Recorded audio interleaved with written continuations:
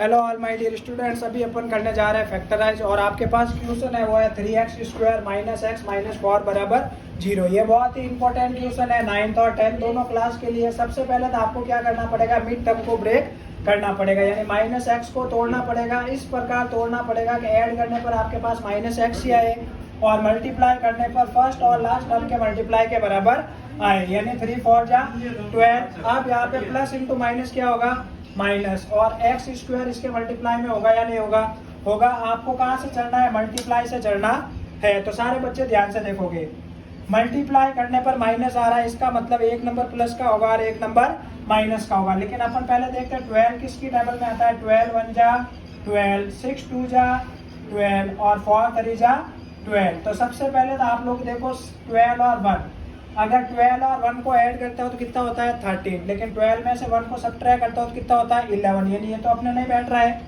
अब उसके बाद 6 में और 2 में ऐड करता हो तो कितना होता है 8, और 6 में से 2 को सब्ट्रैक्ट करता हो तो कितना होता है 4, ये भी अपने नहीं बैठ रहा है। तो यहाँ पे अपन क्या लेते हैं 4 और 3, 4 और 3 को ऐड करता हो तो कितना हो रहा है 7, लेकिन 4 में से 3 को सब्ट्रैक्ट करता हो तो कितना हो जाता है 1, यानी आपके पास क्या नंबर आएंगे 4 और 3। लेकिन आपको ऐड करने पर माइनस लेके आना, इसका मतलब बड़ा वाला नंबर आपके किस में होगा, माइनस में, क्योंकि अगर प्लस और माइनस को ऐड करते हो रिजल्ट माइनस आ रहा है, इसका मतलब माइनस आपके प्लस से बड़ा है। तो यहाँ पे माइनस का 4x और प्लस का 3x, तो यहाँ पे देखो 3x² minus 4x plus 3x minus 4 बराबर 0। अब इन दोनों में क्या कॉमन दिख रहा है, x, तो यहाँ पे 3x माइनस 4 बचा या नहीं बचा, जैसा कि पहले समझा रखा है। यहाँ पे देखो एज इट इज यही चीज पड़ी है, इसका मतलब आपको क्या कॉमन लेना पड़ेगा 1, क्योंकि इन दोनों के अंदर कुछ कॉमन आ भी नहीं रहा। जहाँ कुछ कॉमन नहीं आता है वहाँ पे क्या कॉमन आता है 1 कॉमन आता है, क्योंकि 1 सबका फैक्टर होता है। अब इन दोनों के अंदर 3x माइनस 4 कॉमन आ रहा है या नहीं आ रहा है, तो पीछे x प्लस 1 बचा या नहीं बचा। अब x की वैल्यू के लिए मैं क्या करता हूँ, इनको 0 के बराबर रख देता हूँ। तो यहाँ पे देखो प्लस माइनस का 4 उधर गया तो प्लस में 3 मल्टीप्लाई में उधर गया तो डिवाइड में, उसी प्रकार ये प्लस का 1 उधर गया तो माइनस में। तो इस प्रकार आपने x के 2 जीरो फाइंड किए या नहीं किए।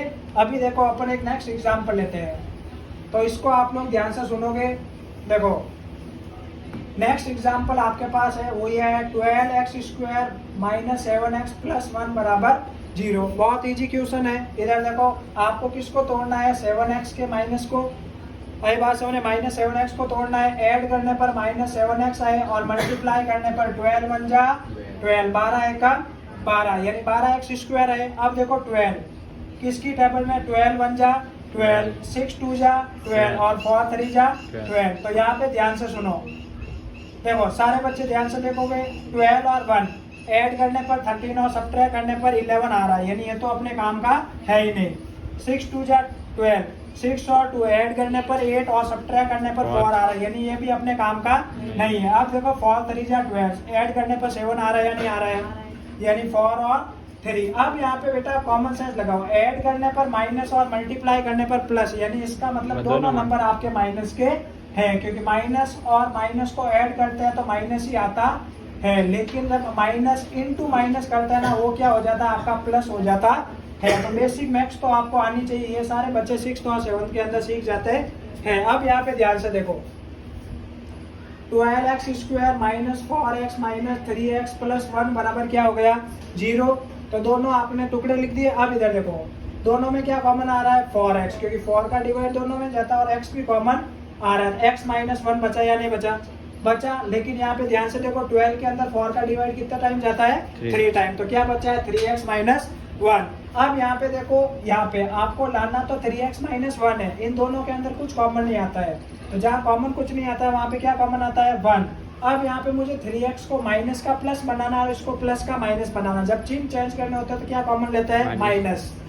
तो यहाँ पे 3x माइनस 1 बचा या नहीं बचा, यहाँ पे माइनस कॉमन लिया तो ये प्लस का बन गया और ये माइनस का। अब इन दोनों में 3x माइनस 1 कॉमन आया या नहीं आया, तो पीछे क्या बचा 4x माइनस 1। अब 3x माइनस 1 को किसके बराबर रख दो 0 के, और 4x माइनस 1 को भी किसके बराबर रख दो 0 के। माइनस का उधर गया तो प्लस में, मल्टीप्लाई का उधर गया तो डिवाइड में। ये सारी चीजें आपको बेसिक से पहले से बता रखी है। सिमिलरली माइनस का उधर गया तो प्लस में और मल्टीप्लाई का उधर गया तो डिवाइड बाय x बराबर 1/4 आएगा या नहीं आएगा, माइनस का प्लस और गुणे का भाग। आई बात समझ में। अभी आपको एक फैक्टराइज करना है और उसका आंसर आपको कमेंट सेक्शन में देना है। आई बात समझ में। तो सारे बच्चे ये करोगे 6x² माइनस 7x प्लस 1 या चलो 3 डाल देते हैं इक्वल 0। ये आपको खुद को करना है। चलो -3 ले लेते हैं, आपके लिए थोड़ा इजी बना देते हैं।